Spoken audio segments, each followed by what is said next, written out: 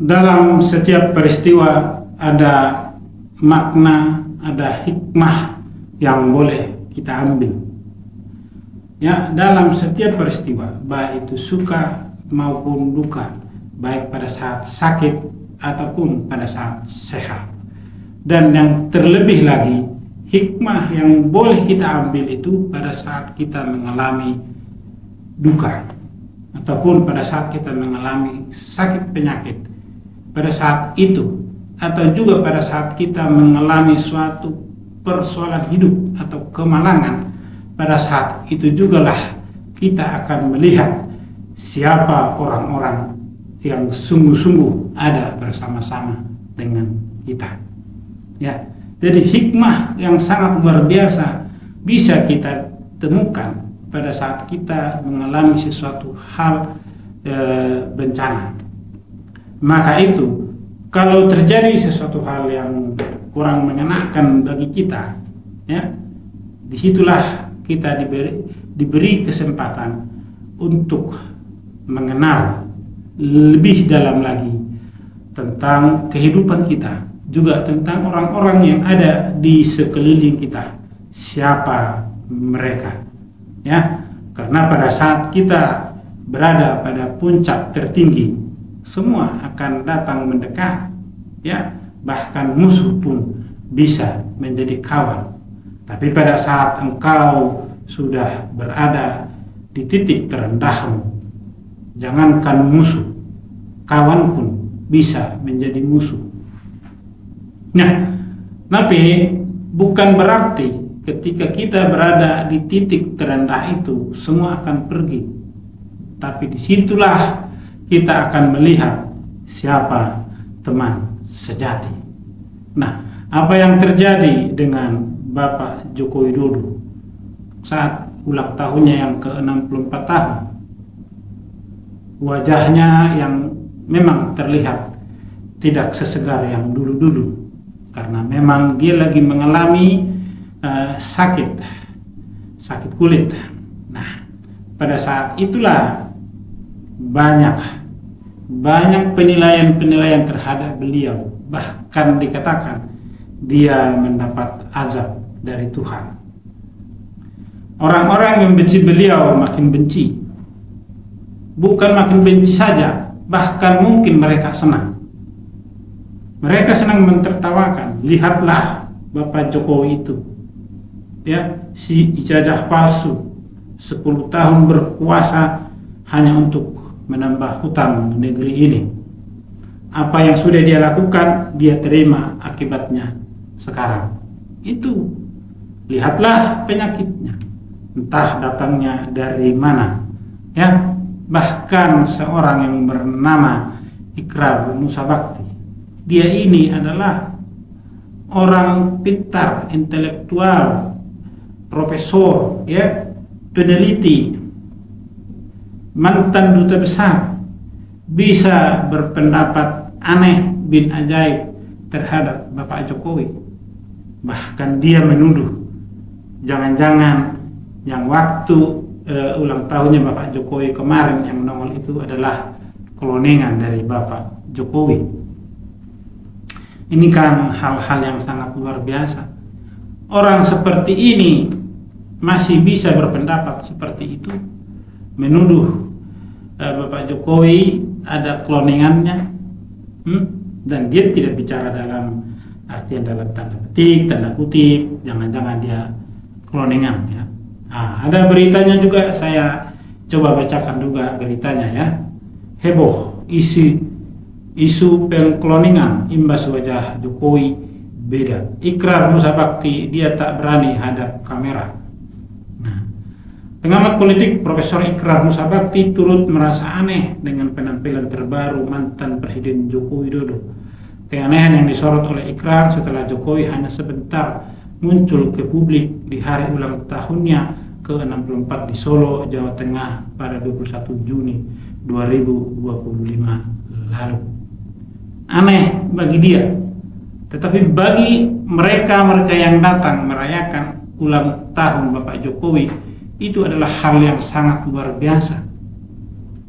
Itu adalah hal yang sangat luar biasa.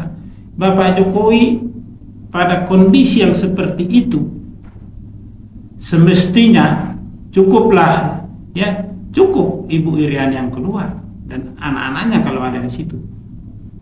Tapi karena dia mencintai orang-orang yang menunjukkan rasa simpati, ya, menunjukkan rasa cintanya kepada Bapak Jokowi, sekalipun kondisi wajahnya yang seperti itu, dia keluar. Dia berani menampakkan dirinya, dia tidak menutupi keberadaannya. Dia menyambut tamu-tamunya dengan tersenyum, walaupun hanya sebentar. Itu artinya dalam keadaan seperti itu pun Bapak Jokowi tetap menghormati, menghargai orang-orang yang datang melihat dia. Tapi bagi mereka seperti seorang pengamat sang profesor ini, ya, yang entah apa dan kenapa dia begitu kepada Jokowi, sakit hati apa yang dia miliki, saya kurang tahu juga. Bahkan dia menilai, ya, hanya sebentar muncul ke publik, ada apa, kan gitu. Dia curiga. Nah, ini kecurigaannya kepada Jokowi sampaikan Ikram Sabakti lewat siniar yang tayang di akun YouTube pribadinya pada Senin 23 Juni 2026 kemarin. Bahkan guru besar riset di Pusat Penelitian Politik LIPI menganggap jika Jokowi cenderung menutup diri kepada publik pada momen hari ulang tahunnya itu. Itu pernyataan dari seorang, ya, guru besar peneliti di LIPI, seorang profesor, duta besar yang diangkat oleh Jokowi juga ini. Nah, itu pernyataan dia. Apakah itu pantas? Dia curiga kenapa hanya sebentar, katanya. Nah, adalah yang paling aneh yang dia sampaikan. Adanya perubahan yang signifikan itu membuat Jokowi sempat menjadi perbincangan publik.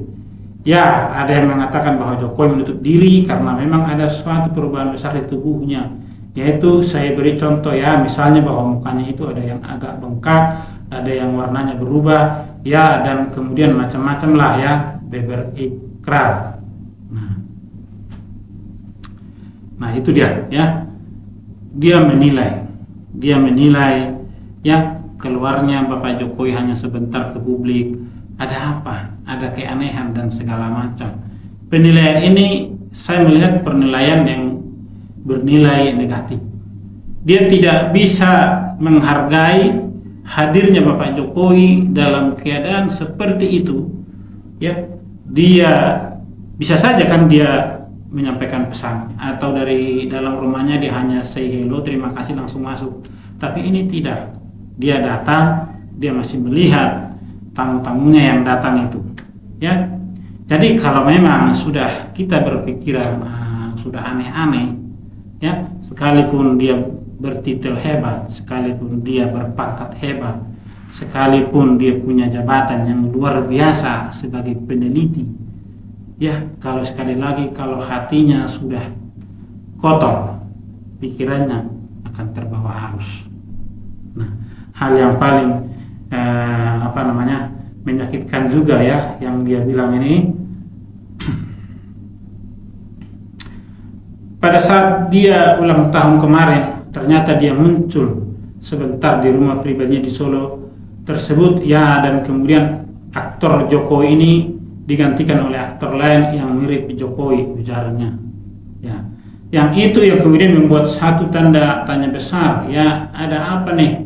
Kok tiba-tiba ada Jokowi yang dikloning gitu kan? Artinya bukan Jokowi asli, tapi orang lain yang kemudian berperan sebagai Joko Widodo. Ya, banyak yang kemudian memberikan analisis macam-macam, ya. Tapi buat saya memang terjadi sesuatu yang sangat besar pada Joko Widodo, ya, apalagi ketika satu demi satu kalimat-kalimat dia yang digunakan untuk menipu publik, sambungnya. Inilah pernyataan dari seorang peneliti, pernyataan dari seorang profesor yang menurut saya sudah kacau balau. Kacau balau. Kalau kau tidak bisa menjaga hatimu, pikiranmu pun kacau balau.